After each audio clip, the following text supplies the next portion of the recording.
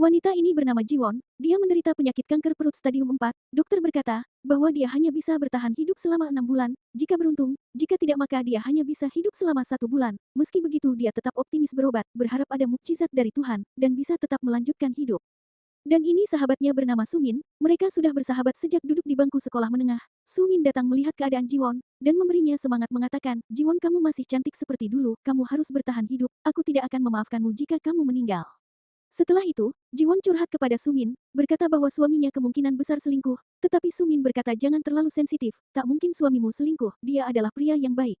Lalu Jiwon setuju dengan pendapat Sumin, tetapi di dalam hatinya sangat yakin kalau suaminya selingkuh. Jiwon mengagumi sepatu Sumin yang begitu cantik.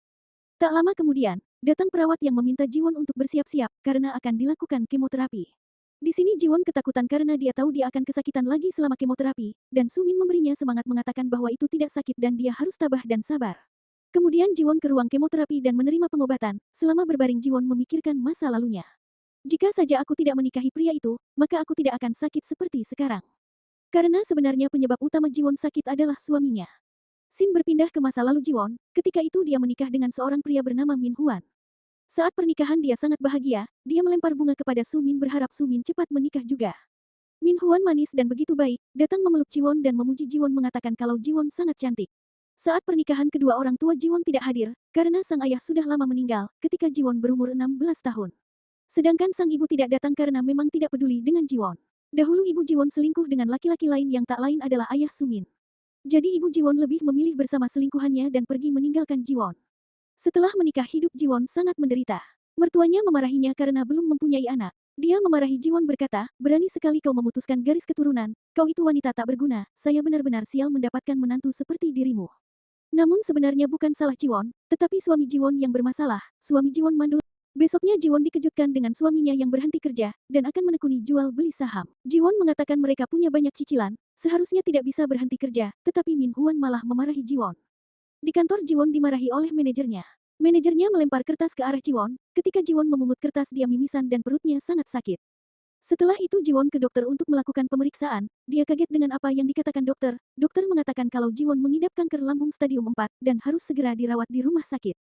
Setelah tiba di rumah Jiwon mengatakan kepada suami dan mertuanya, bahwa dia sakit kanker lambung stadium 4, tetapi respon mereka di luar nalar, suaminya malah memikirkan siapa yang akan memasak nasi, dan mertuanya menyuruhnya tetap bekerja meskipun sakit.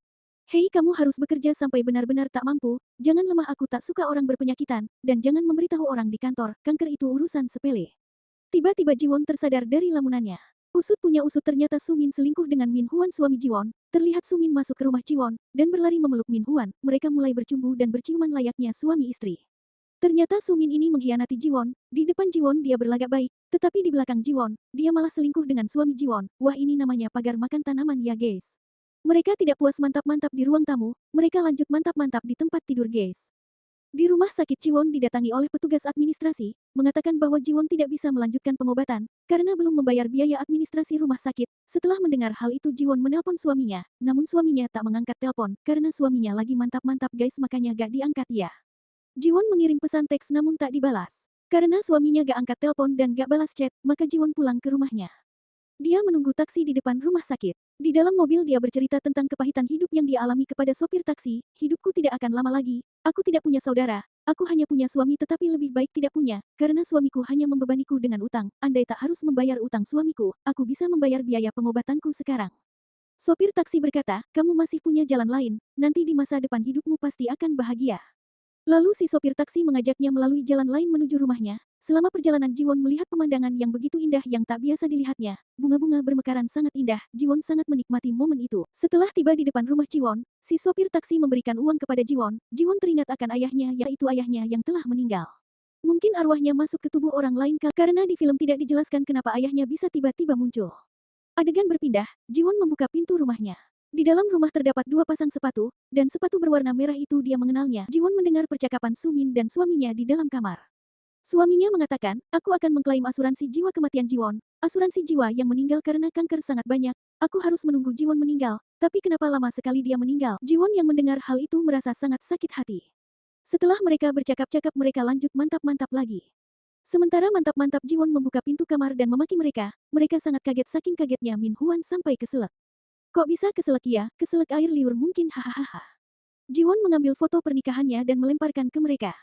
Min Huan dan Sumin tak tahu malu malah mengabaikan Jiwon lalu pergi meninggalkan Jiwon. Tetapi Jiwon tak membiarkan hal itu, Jiwon menarik Sumin hingga Sumin jatuh tersungkur di lantai. Tak sampai di situ saja, Jiwon kemudian memukul kepala Sumin, dan menjambatnya sambil meneriaki Sumin, menyumpahi Sumin kalau hal buruk akan terjadi juga kepada Sumin. Min Huan datang membela Sumin, menarik lengan Jiwon lalu mendorongnya. Jiwon jatuh dan kepalanya terbentur di meja, Jiwon meninggal bersimbah darah. Di napas terakhir Jiwon mengatakan, malang sekali harus mati seperti ini, aku tidak pernah bahagia dan malah mati di tangan Min Huan dengan membawa rasa sakit. Seketika itu Sumin ketakutan akan ketahuan polisi nantinya, tetapi Min Huan punya ide, aku akan mengatakan bahwa Jiwon pingsan, orang yang terkena kanker memang sering pingsan. Jadi polisi tidak akan tahu kebusukan kita. Sungguh jahat suami Jiwon ini. Terima kasih sudah mampir di Bincang Cantik, di like dan di subscribe ya besti. Biar aku semangat ngonten, terima kasih dan sampai jumpa lagi.